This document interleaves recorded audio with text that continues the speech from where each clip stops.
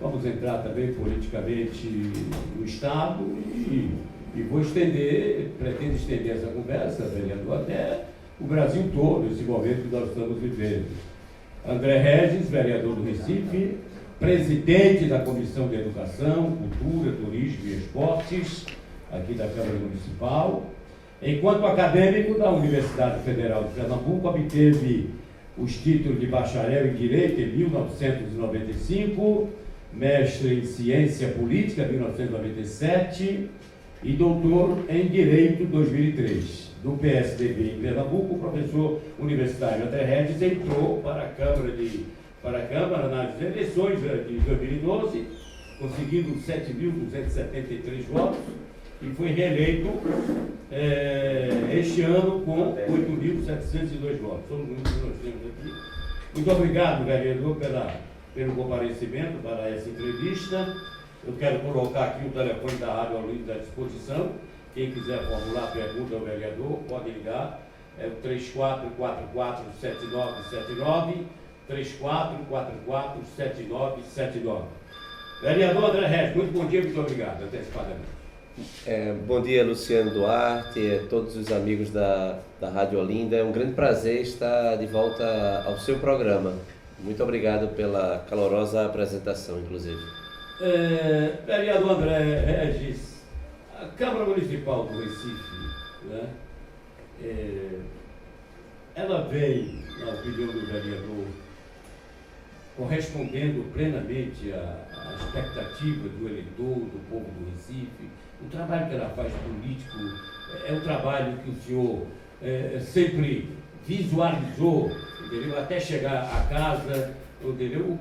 Que análise o senhor faria nessa abertura de entrevista sobre a importância da Câmara, do jeito que ela está hoje? Bem, essa é uma pergunta muito importante para que a gente possa contextualizar no Brasil de hoje.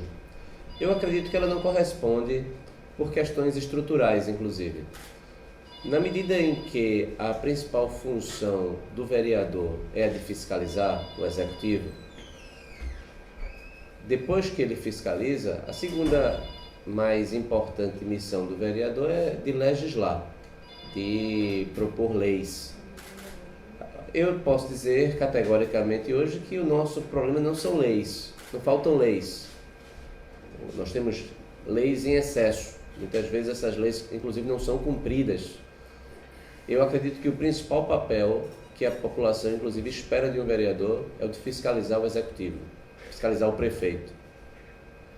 Quando o prefeito ele tem uma maioria esmagadora, a maioria ela não cumpre a sua principal função, que é de fiscalizar. Então, o executivo ele fica solto para fazer sem o devido constrangimento de um outro poder.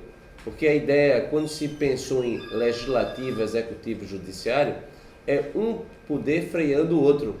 Isso tudo em benefício do cidadão. Se você tem um poder que ele engrandece em detrimento do outro, que é o caso do executivo, do prefeito em decorrência do seu agigantamento frente à Câmara Municipal, eu posso dizer que ela não cumpre. Então ela não discute adequadamente, o que vem do prefeito passa com facilidade. O prefeito ele tem uma capacidade muito grande de interferência no processo eleitoral, trazendo para sua base os vereadores que são favoráveis ao seu governo.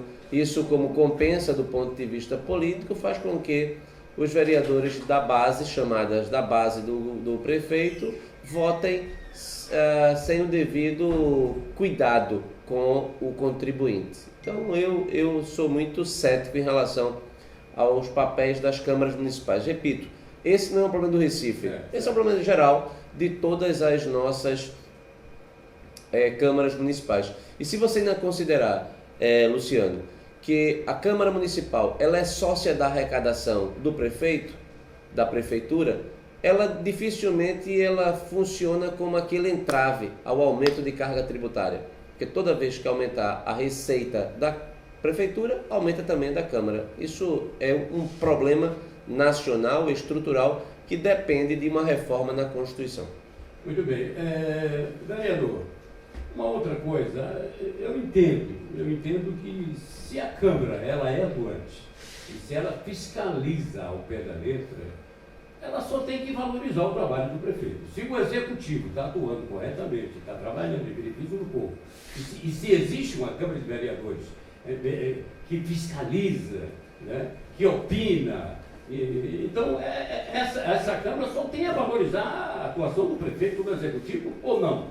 Eu concordo plenamente. Veja, quando a gente iniciou o mandato lá atrás, em 2013, nós tomamos uma decisão importante de fiscalizar todas as escolas do Recife.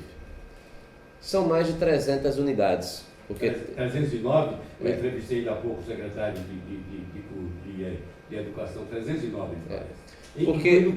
porque tem as unidades, porque você tem uma escola que tem anexo, tem as creches. Então, nós percorremos todas elas ao longo de 3 anos e meio. Fizemos um amplo raio-x. Colocamos isso na internet, www.raioxdasescolas.com.br. Qualquer cidadão entra nesse endereço eletrônico e pega o mapa do Recife, tem todas as escolas. Basta clicar em cima da escola do seu filho e você vai ver a realidade da escola. Fotos, filmes, IDEB, resultado da Prova Brasil, temperatura de sala de aula, luminosidade de sala de aula, quantidade de professores, quantidade de alunos, o que falta, os requerimentos que nós fizemos mais de 1.500 requerimentos pedindo providências nessas escolas e nós fiscalizamos, portanto, intensamente. A minha equipe passou a ser uma máquina de fiscalização das escolas. E aí vai ao encontro do que você está dizendo, Luciano. Porque toda vez que a equipe ia para a escola e a gente antecipava ao secretário qual era a escola, porque a gente encaminha um cronograma e a gente cumpre esse cronograma, a própria Secretaria de Educação entrava em contato com as escolas para saber quais são as tomadas de providências mais urgentes. O que é mais urgente para aquela escola?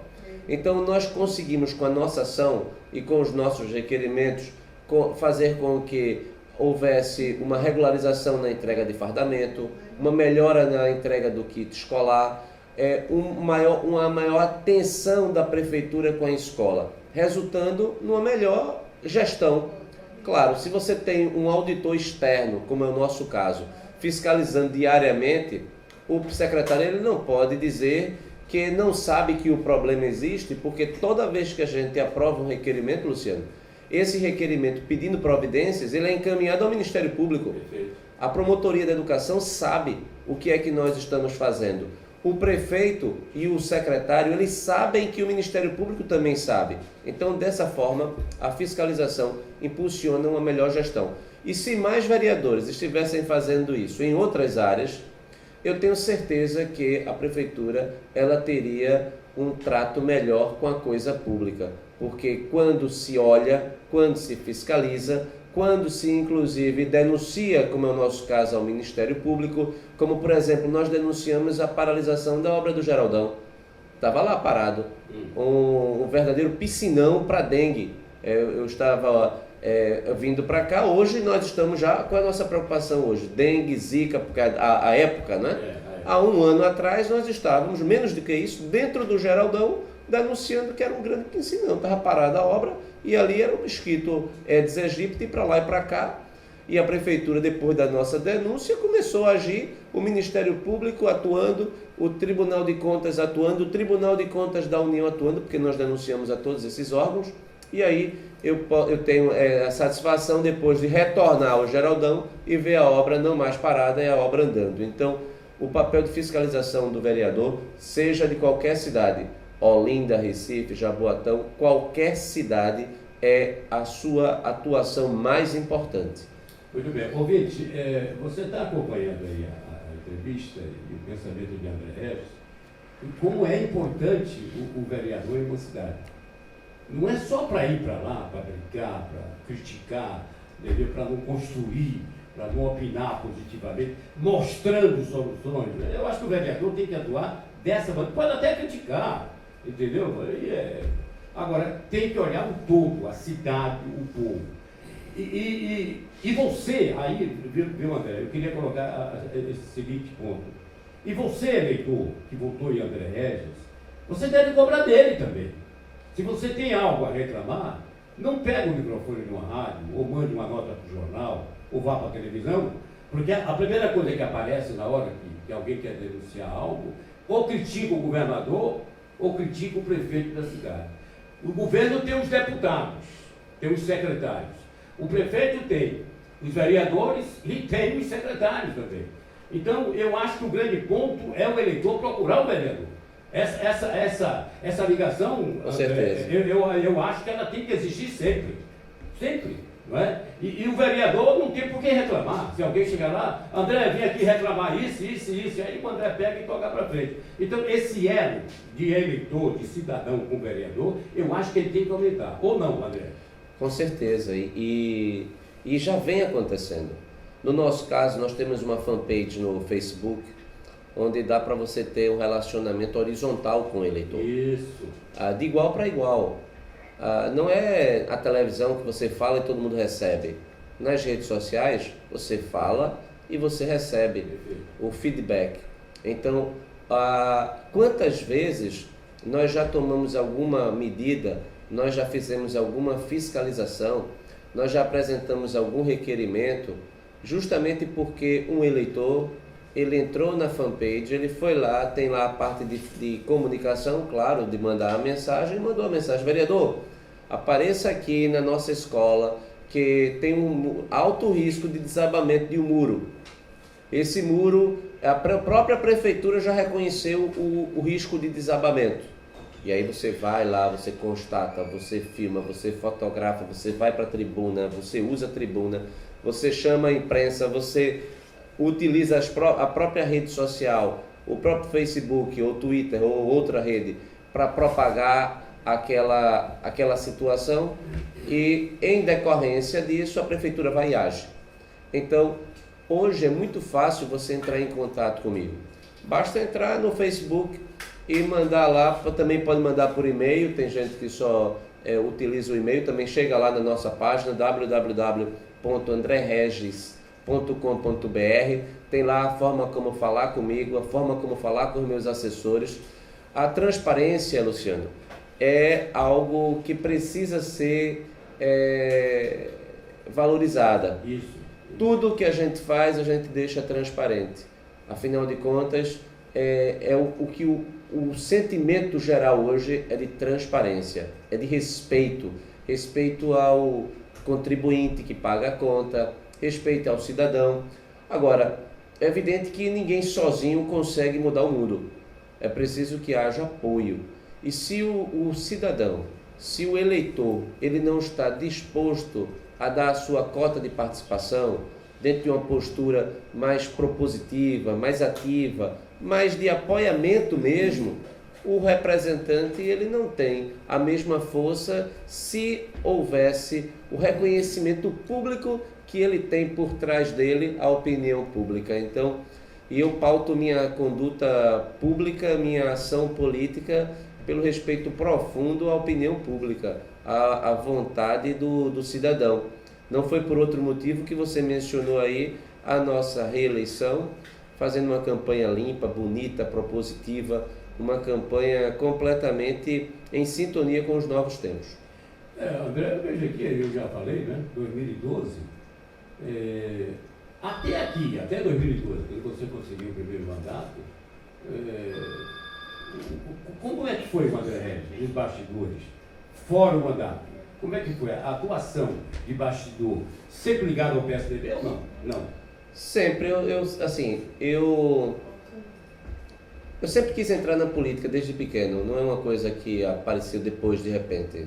Era uma vontade que eu tinha. Eu gostava de participar das coisas, de representante de turma, ou na universidade eu fui presidente do diretório acadêmico. E eu comecei a estudar política.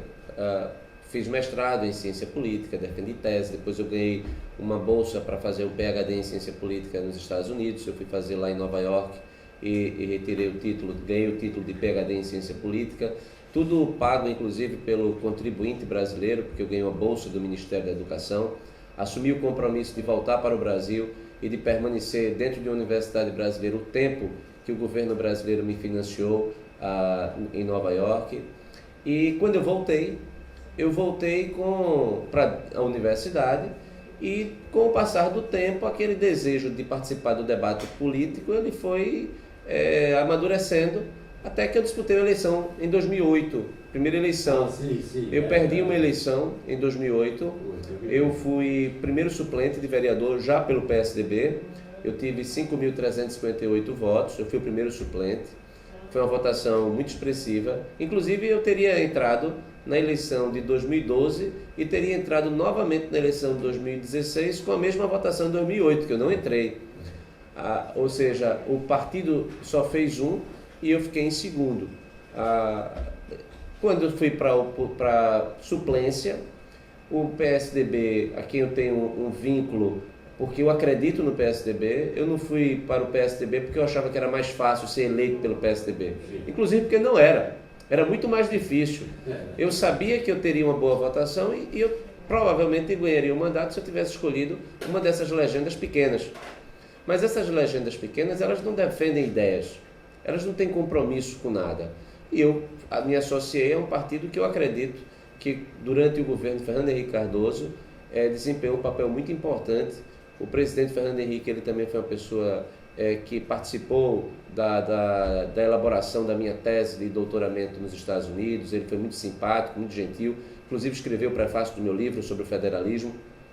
Me aproximei de Fernando Henrique e terminei sendo candidato pelo PSDB, e depois que eu perdi a eleição, eu recebi o convite para presidir o Instituto de Formação Política do PSDB, que é o Instituto Teotônio Vilela. Daí fui para a diretoria nacional do Instituto e, felizmente, tracei uma carreira dentro do partido, do ponto de vista da aproximação das ideias. Eu tenho orgulho de dizer que eu participo de um grupo de pessoas que pensam o futuro do Brasil a partir de ideias de transparência, de respeito ao contribuinte, de uma boa gestão, de uma forma de se tratar a política em consonância com o que a população quer. E daí eu participava sempre do debate, participei ativamente. Em 2012 disputei novamente, aliás, é bom que se diga também, disputei em 2010, perdi a eleição para deputado estadual.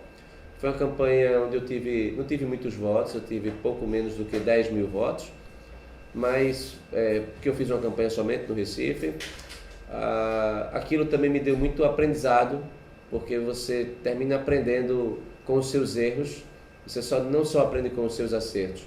Aquela eleição de 2010 foi uma eleição muito importante para eu saber o que era possível, o que eu deveria mudar, e aprendi muito com aqueles erros. Em 2012 veio o sucesso do primeiro mandato e agora 2016, felizmente, eu fui contemplado com a renovação e aí já tendo um trabalho efetivo a mostrar. Uma coisa é você ir para a rua, pedir voto prometendo algo.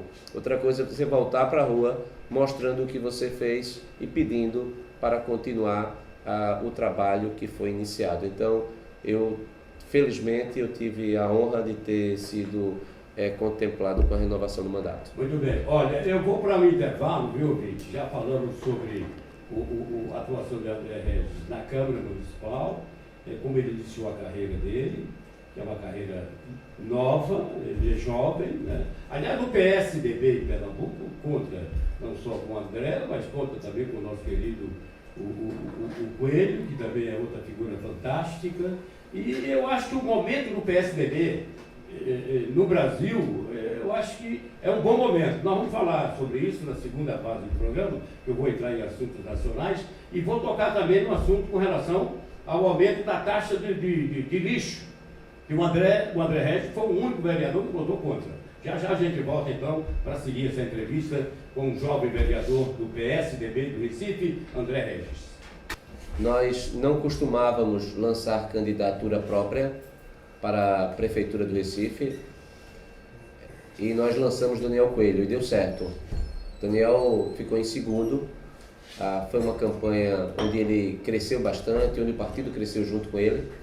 E depois, em 2016, nós lançamos novamente a candidatura e com o Daniel Coelho, nova grande candidatura, perdemos, mas eleição não é só para ganhar, não. É para você marcar posição, é para você delimitar o seu terreno, é para você formar o seu time, a sua torcida. Time que não joga, não forma torcida.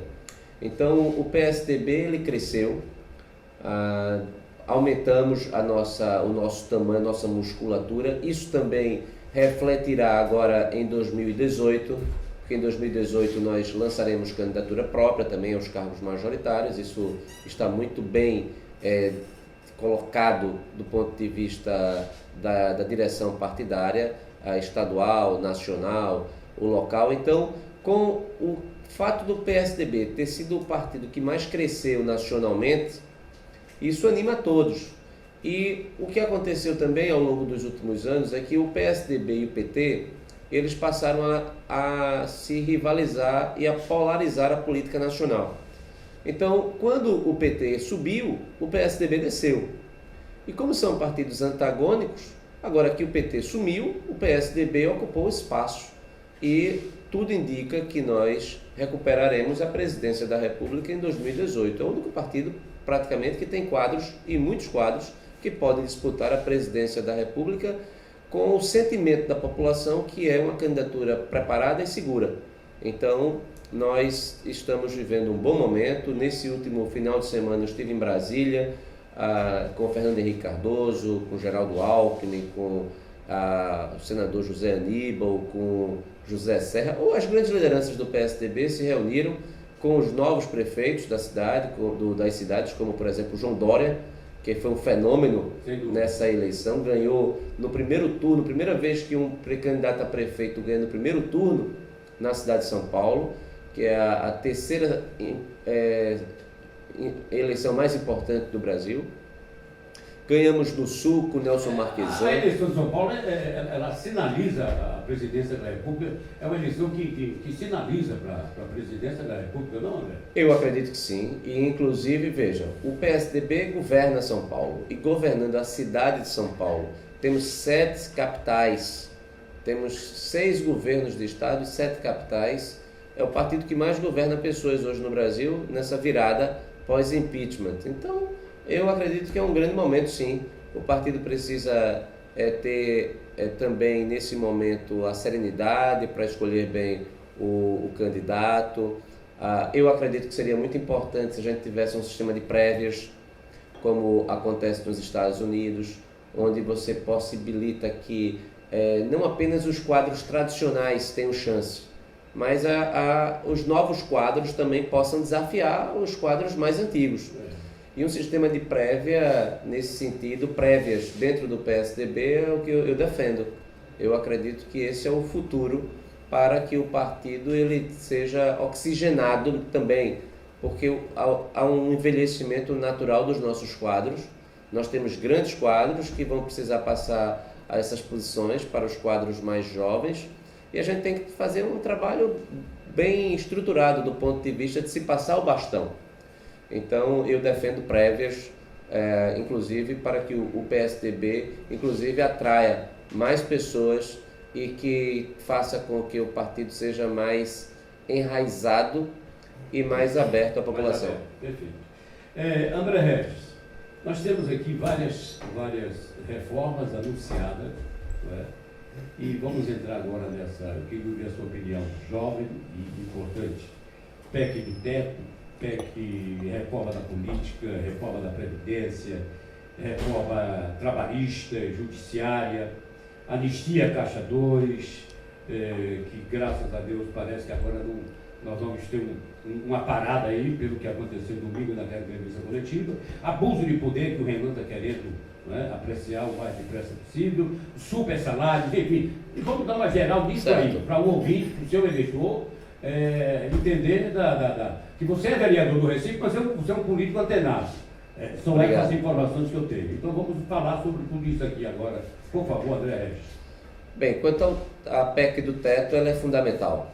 Não dá mais para a população acompanhar na televisão todos os dias os desperdícios de dinheiro público com obras absurdas, com superfaturamento. A PEC, ela dos gastos, que limita os gastos, ela é a única chance que nós teremos de, no futuro, continuar pagando saúde, educação e termos o mínimo para que o Estado ele sobreviva. Porque ela combate a corrupção, porque se você diminui o tamanho dos gastos, você naturalmente vai diminuir a corrupção. Ela combate o populismo, porque nenhum candidato vai prometer o que não pode cumprir, porque existem limites para ele. E ela combate também, nesse sentido, a demagogia, o mentiroso disputando a eleição. E ela combate também o desperdício, a má gestão. Ela faz com que o gestor ele tenha que priorizar o que é mais importante. Ela não proíbe nada isoladamente, mas ela proíbe, por exemplo, se ela for aprovada, o Congresso Nacional já autorizou a criação de 4 novos tribunais regionais federais pelo Brasil. Isso, por baixo, vai gerar um rombo aí de mais anualmente, cada um desses vai custar mais de 1 bilhão. Nós teríamos aí mais 4 bilhões por ano. Tribunais que não são necessários, mas que foram criados com a PEC do teto. Casos como esse serão vedados ao longo dos próximos 20 anos, ou seja, ela tem a virtude de controlar dinheiro do Legislativo, do Executivo e do Judiciário. Para se ter uma ideia, o absurdo é tão grande que no Senado se gasta mais para manter 81 senadores do que todo o orçamento da cidade de Porto Alegre. Isso precisa acabar. O Renan está dizendo, André, hoje, Renan Calheiros, que o custo do Senado hoje corresponde a 60% da Câmara Federal. Ele conseguiu dar uma enxugada lá também, viu, no Senado. E que é muito. Ou seja, se você somar Câmara e Senado, você tem aí, se gasta mais do que 2 cidades do porto de Recife e Porto Alegre. Não tem cabimento. Não tem cabimento. Agora tem uma coisa, André Regis, que a reação... Você pode botar, aliás, Recife, Salvador e Porto Alegre custam menos do que a Câmara e o Senado. Não tem cabimento. Exato.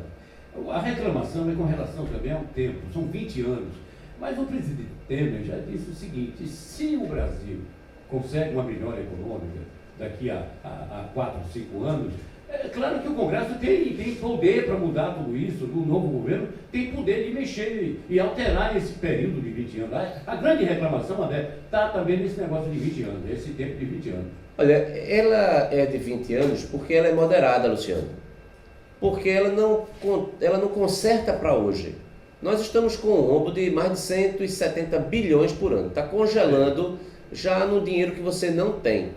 Ela está na expectativa de que daqui a 4, 5 anos a gente comece a entrar num processo de ajuste.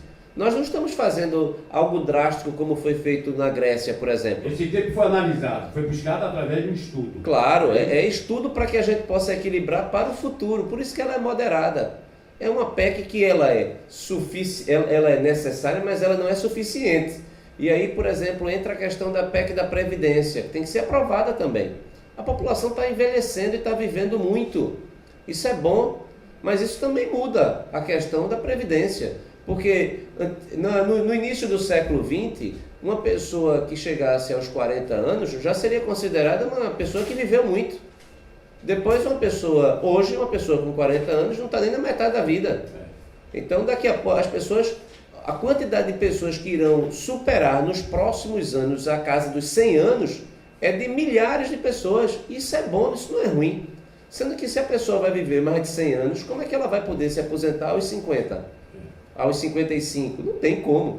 Então é preciso que haja uma reforma da Previdência para que a gente consiga pagar a Previdência daqueles, inclusive, que já estão aposentados. Você que está aposentado hoje, se não houver uma reforma da Previdência, não terá certeza do recebimento, porque o Estado quebrou. A irresponsabilidade da corrupção desvairada, ao populismo e à má gestão levaram a uma quebra. O Brasil quebrou. O Brasil é o único país do mundo, hoje ao lado da Venezuela, que não consegue crescer. O mundo está em expansão e a gente está em diminuição do tamanho da nossa economia. Por quê?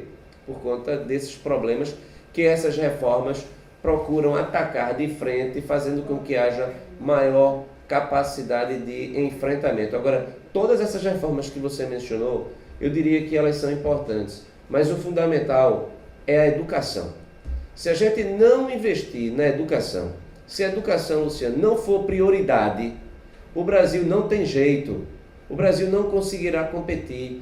Uma criança é o nosso principal patrimônio. Nós precisamos consertar o Brasil para o futuro.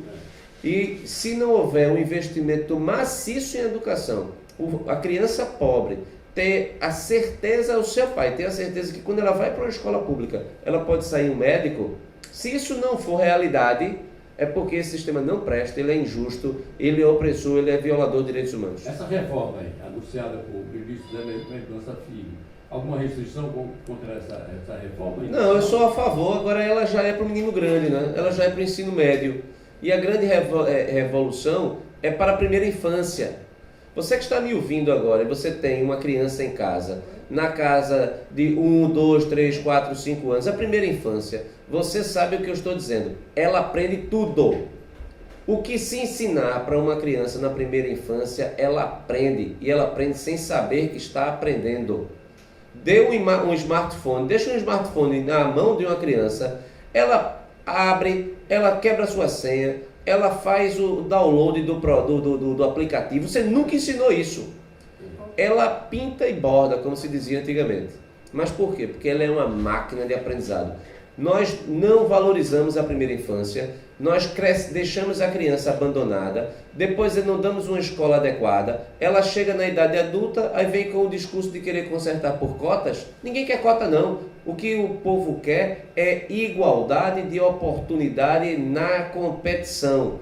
E para isso não há uma outra saída a não ser uma educação de qualidade. Muito bem. Vereador André Regis, eu não vejo muitas críticas com relação ao ensino superior, o nosso ensino federalizado superior. Eu não vejo. Eu ouço muitos elogios, inclusive, a algumas universidades. A nossa federal aqui é muito elogiada, inclusive. O senador Cristóvão Buarque, ele é defensor de uma tese que o governo deveria trocar.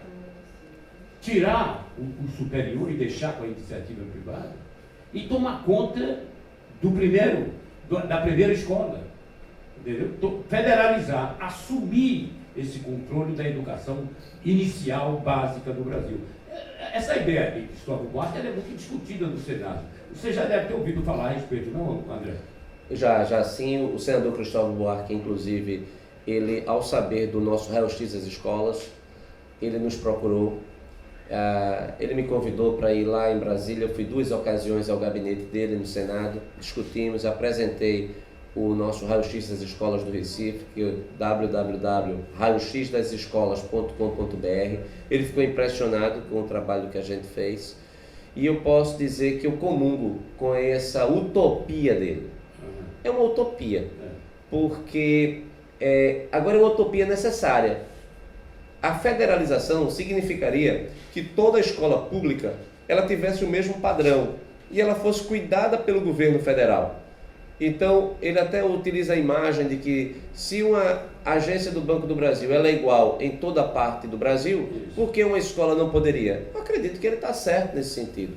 E quando a gente vê que várias cidades, o prefeito não tem a menor condição de comandar a educação do seu município, são pessoas completamente avessas à importância da educação. E quando a gente vê que muitas dessas operações da Polícia Federal pegam desvio nas prefeituras do dinheiro que é para a educação, porque a Constituição determinou que 25% de cada município fosse destinado para a educação. Mas muitas vezes, aliás, na maior parte das vezes, o dinheiro não vai para a educação. O dinheiro é desviado. Ou o dinheiro é utilizado praticamente para pagar professores em algumas localidades. Então, eu sinceramente acredito que o dia que o Brasil criar um programa nacional, um projeto nacional, mais do que um programa, um projeto de educação nacional, necessariamente passará pela federalização e eu apoio a ideia. Eu acredito que o Brasil tem condições suficientes e aí você diz, é preciso fechar a Universidade Federal para que haja uma educação de qualidade na primeira escola. Eu acho que você não precisa fazer essa permuta. Certo.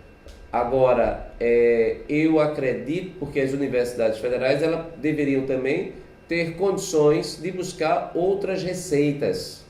para que não dependesse tanto do dinheiro, que é um dinheiro pouco. E outra coisa, o governo Lula ampliou muito o número de universidades federais, que isso foi festejado como uma grande política, mas hoje o que nós assistimos é que não há dinheiro para bancar todas essas universidades, e aí vem a crítica.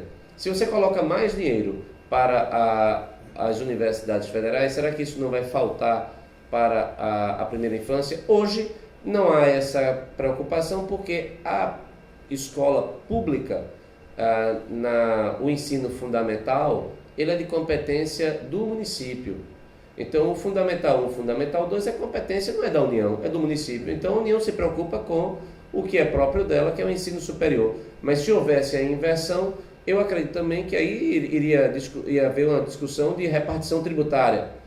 Agora, eu não tenho a menor dúvida que, principalmente nos municípios mais pobres, mais miseráveis, a educação está a séculos de distância da escola dos países que irão competir com a gente nos próximos anos. Então é uma questão de globalização, de competição internacional. Nós perderemos a competição.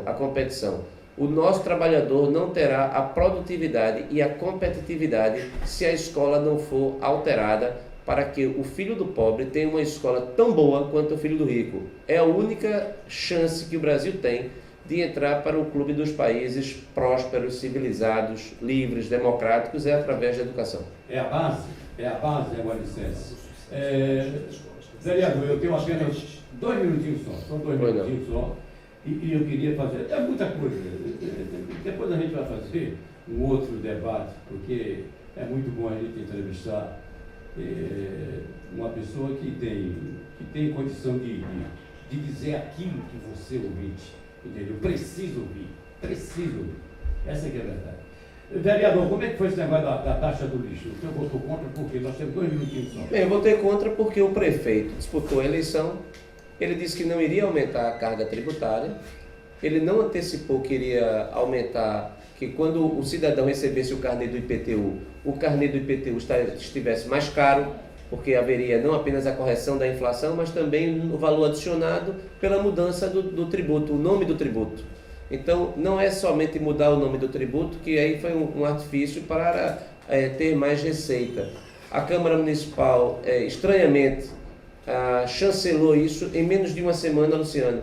O prefeito mandou o projeto na quinta-feira e na quarta-feira o projeto já estava aprovado em duas votações. Isso fazendo com que a população não tivesse sequer a capacidade de reação. Foi algo que na política é utilizado o jargão de rolo compressor.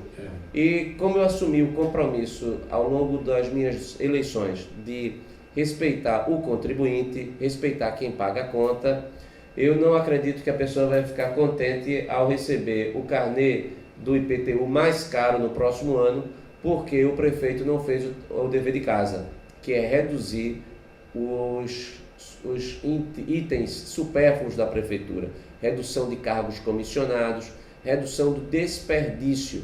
Enquanto não houver corte no tamanho da máquina, essa máquina cara da prefeitura, o prefeito não tem razão não tem justificativa, melhor dizendo, para aumentar a carga de impostos. André, a Inúbio foi convidada para esse seria um debate, não é? Pela produção do programa, mas a Inúbio mandou aqui um recado. Luciano, a Prefeitura do Recife, por meio da Inúbio, agradece o convite pela produção, informa que, por motivo de agenda, o presidente Roberto Guzmão não pode comparecer ao programa com você e manda um abraço cordial aos ouvintes da rádio. Nós convidamos, sim, o Roberto Guzmão para fazer essa entrevista com você, esse debate aqui com você, mas ele não pôde, porque aqui é justificativa. André, foi muito bom te ouvir aqui na Rádio Olinda, não é? Eu sempre falo isso quando tem um espaço, e que a política, ela é muito importante. Coloque a política na sua vida, ele não tire a política da sua vida. Agora nós precisamos de políticos, né? Políticos com letras maiúsculas, políticos, que é isso que nós precisamos, de bons políticos para poder valorizar a política, dar à política o sentido que ela merece ter, a importância que ela merece ter. André Regis, muito obrigado mais uma vez, a gente se vê por aí. Eu agradeço, Luciano, pela gentileza, adorei a entrevista, adorei estar aqui com vocês na Rádio Olinda. Queria também deixar aqui anunciado que nós estamos lançando agora o Raio-X das creches do Recife. O mesmo endereço, o Raio-X das escolas, também você acha o Raio-X das creches, agora no final de novembro. Muito obrigado pela atenção e estou à disposição de vocês e também do ouvinte. Basta entrar lá na minha fanpage e mandar a comunicação que a gente responde. Um grande abraço, um bom dia e que a gente tenha aí um período natalino de muita harmonia, que esse espírito natalino venha a nos contagiar positivamente. Acredito que é muito importante isso, para que a gente possa superar essa etapa de muita dificuldade no Brasil. Nós vivemos um período de crise profunda e eu acredito que esse período pode ser o momento da gente entrar em 2017 com um clima mais favorável para que o Brasil reencontre o seu caminho, essa sua trajetória de uma grande nação. Muito obrigado. Obrigado, André Regis, vereador do Recife, que nos concedeu essa entrevista aqui na Rádio Olinda.